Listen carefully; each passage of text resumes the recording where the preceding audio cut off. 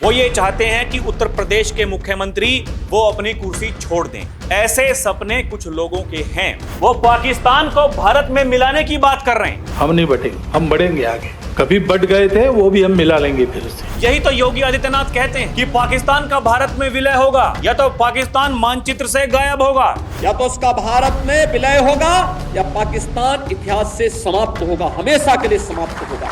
इन्हें यह लगता है कि जब तक योगी आदित्यनाथ उत्तर प्रदेश में रहेंगे तो इनके लिए कुछ होने वाला है नहीं। प्रधानमंत्री मोदी हटें तो योगी जी वहां जाएं, फिर इनके लिए कोई विकल्प हो सकता है। वो भी रिपीट होने वाले। पिछले साल लोकसभा चुनावों के दौरान और बाद में बीजेपी और आरएसएस के बीच तनाव की खबरें आई थी। नेता ये कह रहे हैं पाकिस्तान का भारत में विलय होगा, जो हमारा था हम उसे लेकर के रहेंगे।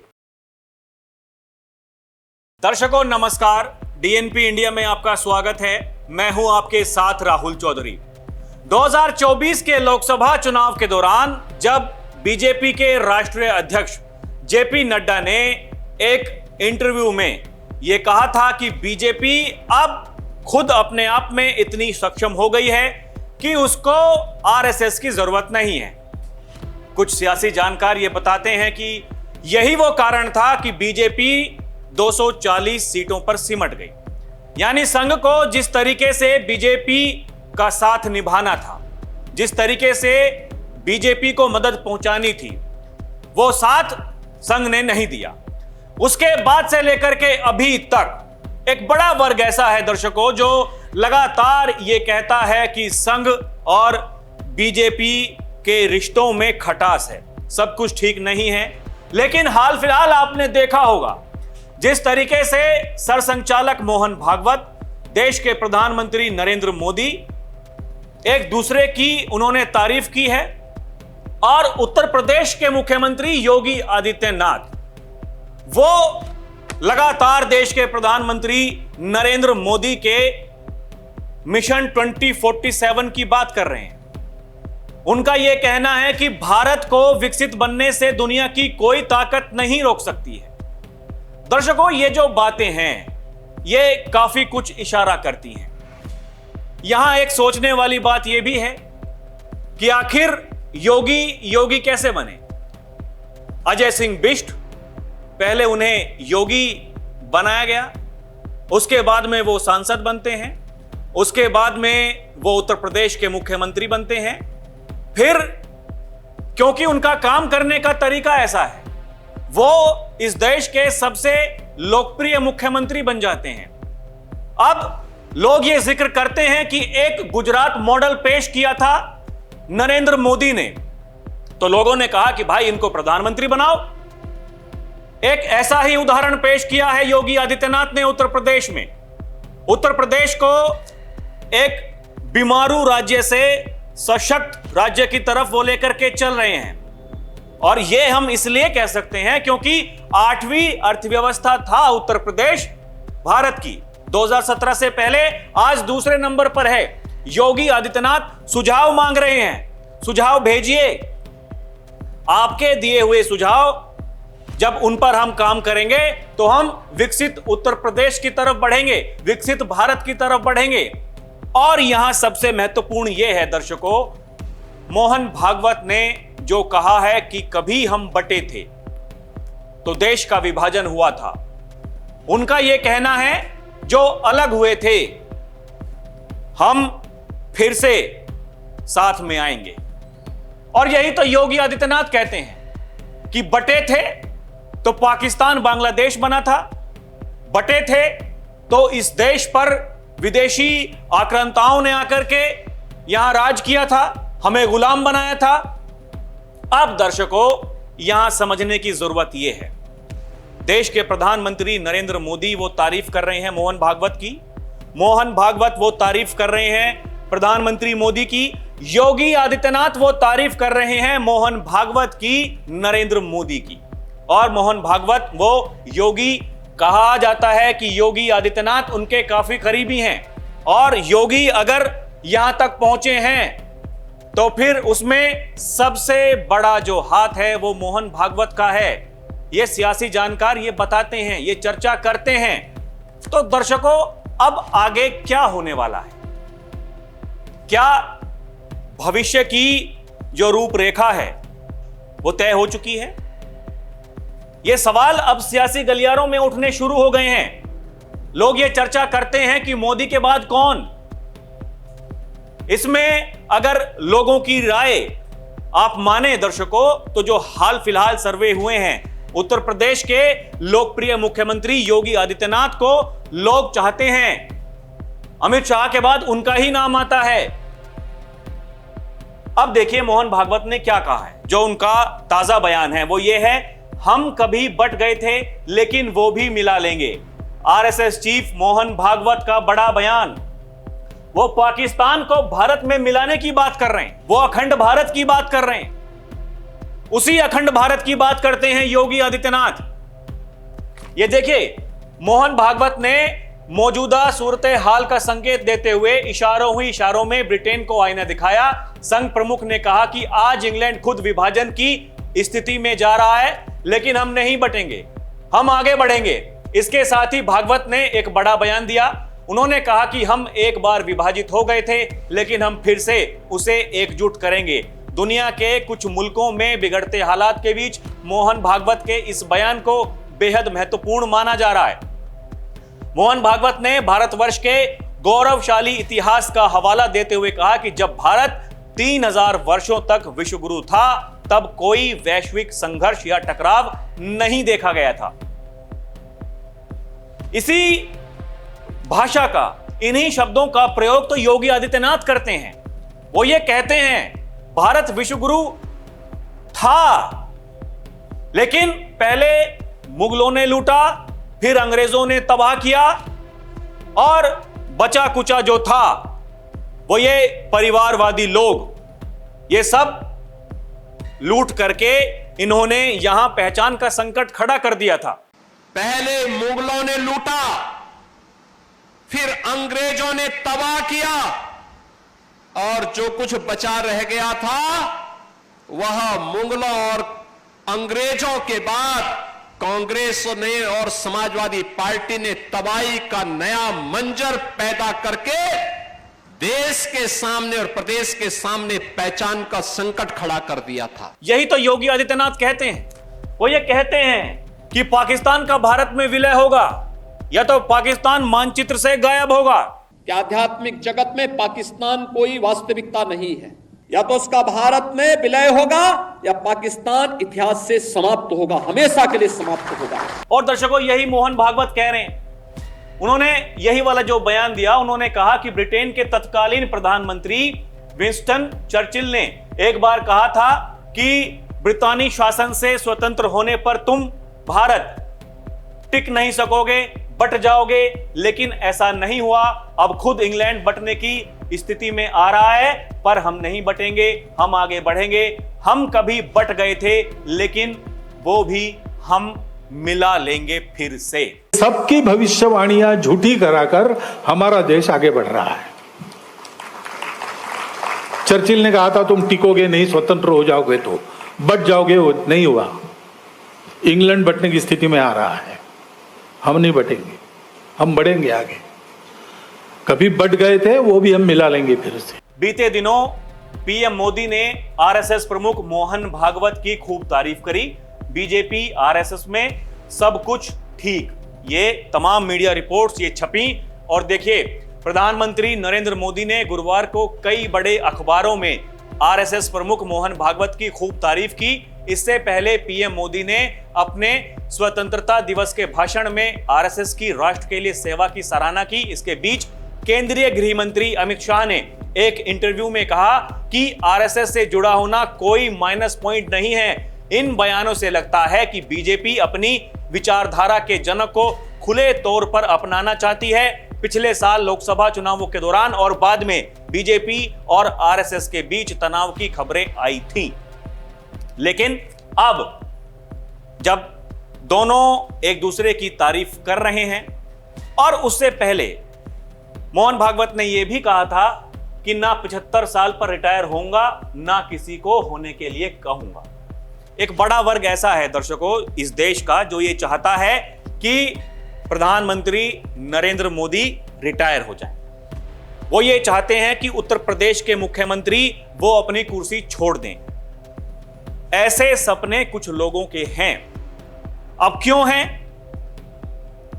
वो इसलिए क्योंकि जो सियासत की जानकारी रखते हैं वो ये बताते हैं कि प्रधानमंत्री मोदी का चेहरा, अगर आप केंद्र की बात करते हैं, उनसे बड़ा चेहरा कोई है नहीं। उत्तर प्रदेश में अगर आप बीजेपी के चेहरे की बात करते हैं, योगी आदित्यनाथ से बड़ा चेहरा कोई है नहीं। दिक्कत इसी बात की है। और ये सवाल कौन उठाते हैं? सवाल उठाते हैं समाजवादी पार्टी के मुखिया अखिलेश यादव जी। अब ये तो उत्तर प्रदेश में इनकी पार्टी सक्रिय है, इनको चिंता उत्तर प्रदेश की होनी चाहिए, इन्हें चिंता केंद्र की क्यों हो रही है? जब मोहन भागवत ने यह कहा तो इन्होंने कहा था कि ना रिटायर होऊंगा ना होने दूंगा। जब अपनी बारी आई तो नियम बदल दिए। यह दोहरापन अच्छा नहीं है। अपनी बात से पलटने वालों पर पराया तो क्या, कोई अपना भी विश्वास नहीं करता है। अब लोग ये कहते हैं कि ये भाई साहब, इन्हें यह लगता है कि जब तक योगी आदित्यनाथ उत्तर प्रदेश में रहेंगे तो इनके लिए कुछ होने वाला है नहीं। प्रधानमंत्री मोदी हटें तो योगी जी वहां जाएं, फिर इनके लिए कोई विकल्प हो सकता है। लेकिन दर्शकों, अब आप सोचिए पिछले कुछ दिनों में क्या हुआ। जब योगी आदित्यनाथ से यह पूछा गया कि क्या पार्टी आलाकमान से आपके रिश्ते ठीक नहीं हैं, वो ये कहते हैं कि अगर मेरे रिश्ते ठीक नहीं होते तो क्या मैं उत्तर प्रदेश की गद्दी पर बैठा होता। उनका यह कहना है कि मैं परमानेंट राजनीति में नहीं आया हूं, मैं तो योगी हूं। मेरी पार्टी ने मुझसे कहा हमें आपकी जरूरत है, मैं काम कर रहा हूं। मेरी पार्टी मुझसे कुछ कहेगी, मैं आगे भी काम करूंगा। अब आप यहां गौर करिए, वो पार्टी की बात कर रहे हैं, पार्टी आलाकमान की बात कर रहे हैं। पार्टी आलाकमान से जब यह पूछा जाता है 2027 में चेहरा कौन होगा, तो देश के गृह मंत्री अमित शाह, जिन्हें बीजेपी का चाणक्य कहा जाता है, वो संसद में खड़े होकर के ये कहते हैं चिंता मत कीजिए, वो भी रिपीट होंगे, वो भी रिपीट होने वाले। इसका मतलब बिल्कुल साफ है। हाल फिलहाल योगी आदित्यनाथ दिल्ली में जाकर के बीजेपी के बड़े नेताओं से मुलाकात करते हैं और लोग ये कह रहे हैं कि योगी को 27 की हरी झंडी दिखा दी गई है कि भाई साहब आपके चेहरे पर ही चुनाव लड़ा जाएगा, आप उत्तर प्रदेश में जो काम कर रहे हैं उसको आगे बढ़ाइए। उत्तर प्रदेश की तर्ज पर हम भारत को आगे बढ़ा रहे हैं। इसमें चाहे सरसंघचालक मोहन भागवत हो, देश के प्रधानमंत्री नरेंद्र मोदी हो, देश के गृह मंत्री अमित शाह हो, उत्तर प्रदेश के मुख्यमंत्री योगी आदित्यनाथ हो, लोग ये कह रहे हैं अब सब में सहमति बन चुकी है, कोई किंतु परंतु है नहीं। 2029 की तैयारी कीजिए अभी से। और आपको याद होगा अभी मोहन भागवत से यह सवाल पूछा गया था कि बीजेपी का राष्ट्रीय अध्यक्ष नहीं चुना जा रहा है, इतना समय हो गया, तो क्या आपके रिश्ते ठीक नहीं हैं इसलिए? तो यह कहा मोहन भागवत ने, हम चाहते तो अभी तक बन चुका होता। भाई बीजेपी पार्टी का अपना मानना है, वो जिसको चाहेंगे वो बनाएंगे। तो दर्शकों, यहां समझने की जरूरत यह है जो मोहन भागवत कह रहे हैं। अब देखिए, नरेंद्र मोदी क्योंकि वो विदेश नीति की बात कर रहे हैं, उन्हें देश को आगे बढ़ाना है। यहां मुख्यमंत्री योगी आदित्यनाथ वो उत्तर प्रदेश को आगे बढ़ा रहे हैं। वो ये कह रहे हैं कि 2047 उत्तर प्रदेश के बारे में हमें सोचना पड़ेगा। ये तार जुड़ रहे हैं आपस में। आप देखें ना, वो भाषा देखिए, योगी जो कहते हैं, वो कहते हैं कि बटे थे तो पाकिस्तान और बांग्लादेश बन गया था।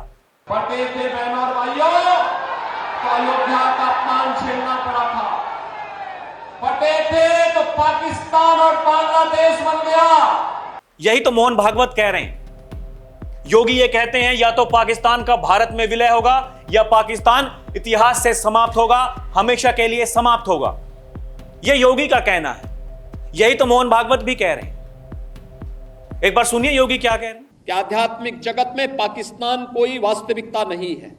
या तो उसका भारत में विलय होगा या पाकिस्तान इतिहास से समाप्त होगा, हमेशा के लिए समाप्त होगा।